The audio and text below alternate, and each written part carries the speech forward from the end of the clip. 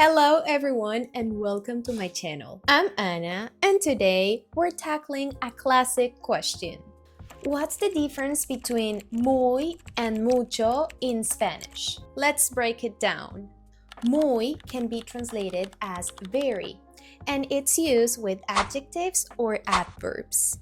Remember, adjectives describe nouns. For example, muy bonito, muy interesante, or muy grande. On the other hand, adverbs describe how something is done. For example, muy rápido, muy bien, or muy mal. Now, mucho means a lot, and it's used with nouns or verbs. Mucho changes depending on the gender and the number of the noun it describes, because that's how Spanish works. So you have four options: mucho, mucha, muchos, and muchas. For example, mucho calor, mucha comida, muchos niños, muchas personas.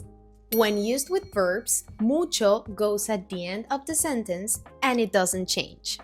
Like this: trabajo, mucho.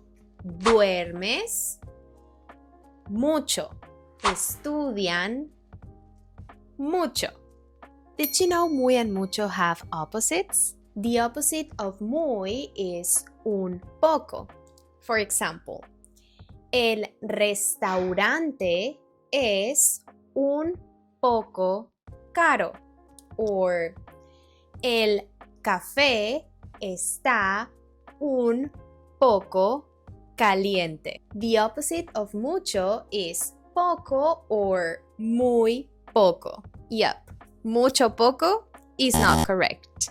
So we'll say, hay poco ruido en la calle, or hay muy pocas personas aquí. Was it clear? Let's do a quick recap. We use muy with adjectives and adverbs, but we use mucho with nouns or verbs. Now it's your turn to practice. I'll give you a sentence in English and you have to translate it into Spanish. Ready? Let's go. The movie is very interesting. La película es muy interesante. I eat a lot of fruits. Yo como muchas frutas. The apartment is very small. El apartamento es muy pequeño. She speaks very fast. Ella habla muy rápido. And the last one: you eat a lot of candy.